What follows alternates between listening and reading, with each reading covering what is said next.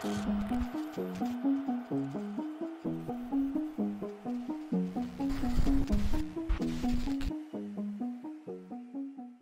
up, guys? I'm guessing that you're coming from having watched the Halo Infinite 7 days of gameplay.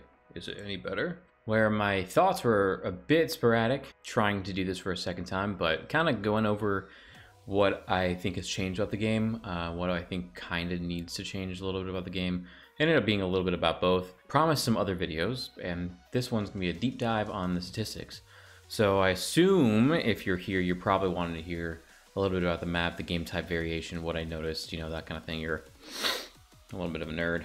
So before we dig deep on the values, I wanted to give you a rundown of how I did this. So day one, I ended up totaling how many wins and losses I had, how many disconnect losses and wins I had, what my win-loss ratio or win percentage was based on the original, and what it would be without the disconnects. I went through and labeled every single map that I played, what the game type was, and whether I won or lost, and which of those had a teammate disconnect on. Or if I disconnected, which did happen 1 or 2 times, I think, as well as an enemy disconnected. I did not count the ones where people were trolling.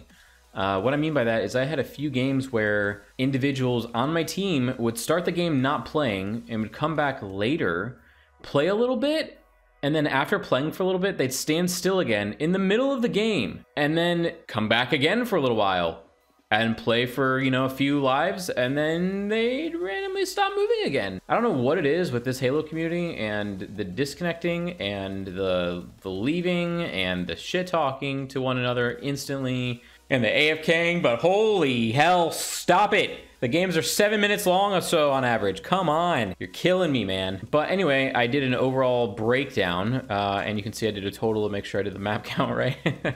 But I did a breakdown of every single one so you can see how many did I get, what my record was on them, because I was genuinely curious for myself more so, you know, what did I experience? Did I do really well typically on strongholds? Did I tend to really suck on King of the Hills? Am I the issue? You know, and I was just curious. This was more for myself. And then a little bit more of a breakdown of, you know, how many am I seeing? Obviously on day one, I saw a lot of Capture the Flag. As somebody who loves Capture the Flag, that's awesome. And then some of them have little notes kind of going on about what I felt occurred throughout that day. And yeah, you get the gist of it, right?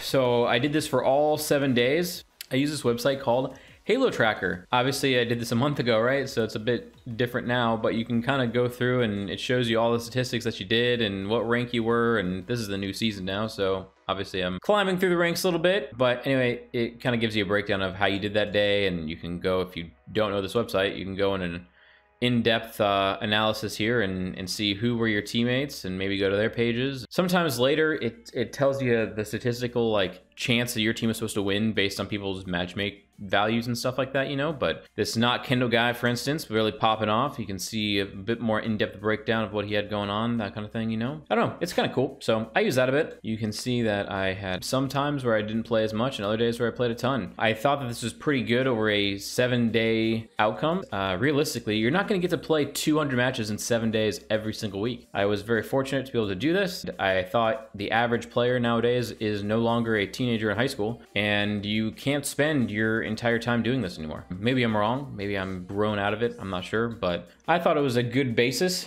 So looking at this, I thought to myself, there are 7 maps and 5 game types, which means there are 19 options. So 6 Slayers, 4 CTFs, 3 King of the Hill, 3 Oddball, and 3 Stronghold chances.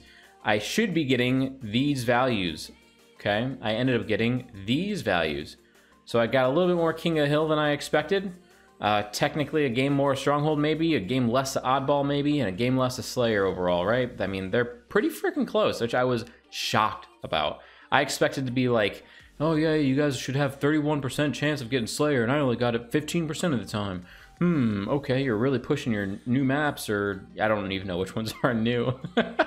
I think Starboard might be, in Argyle maybe. I heard a lot of complaints about Argyle. People were just crying about that, which might be why I have so many levers. I don't know. But I actually liked all the maps. I was a huge Starboard fan, which I also heard complaints about. I'm just a sucker for the symmetrical maps and game types, man. Halo 3 had the best maps overall of any Halo, and you can't change your mind about it.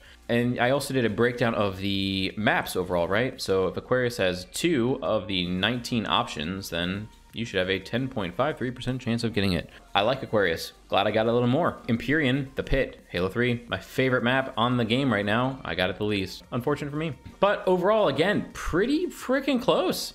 I mean, for randomness, this is great. I mean, 343, your matchmaking system in terms of your map and game type distribution, at least for the map and game type totals, is terrific. Now, there are some outliers that I want to go over. For instance, I'm not gonna, you know, highlight one here, but I will make it quite a bit larger. Little emphasis here. So that's kind of odd.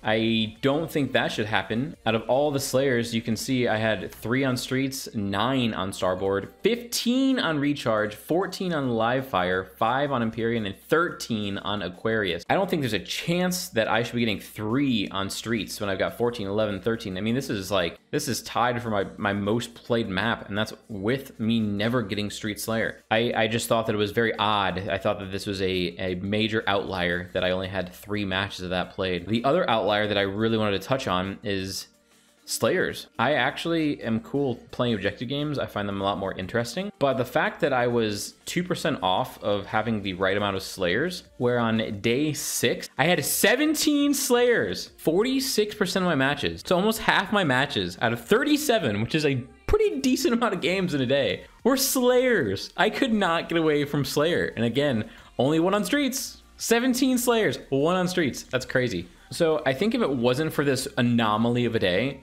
I wouldn't have gotten almost any Slayers. I mean, God forbid you're gonna get Slayers that day, right? But 17 of them, I mean, that's a lot out of all my Slayer categories, right? That's almost a third of my Slayers happened on day 6 alone. But the same thing kind of goes with CTF, right? I mean, I was talking about how with CTF, I'm glad I got a little more. If you look at day 1, I had 16 of those on day 1.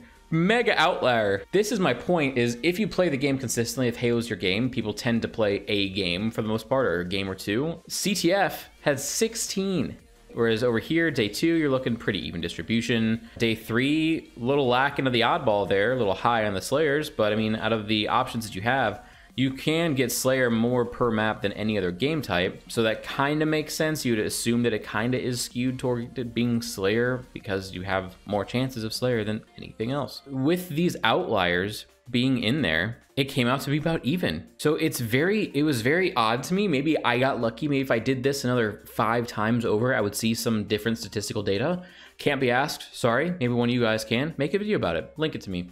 But with those outliers, it came out even. That's bizarre. Shout out the old map. So I will say, day by day basis, there is definitely some randomness to it, but somehow, some way, Halo Gods 343, you're the only person watching my stream. Shout out you guys. It came out to be even. Again, in the original video, we talked about the disconnects. I won't even begin to be talking about that in this video. But yeah, I was impressed. I was very surprised with the overall outcome. I think that the way that they've got it set up for the randomness that it can be, I mean, looking at this, you can't complain unless you want to look at outliers, but I think that you're doing a great job in this department. Personally, I have been enjoying the crap out of the game. I've been itching to log on. All the tournaments going on recently have been awesome.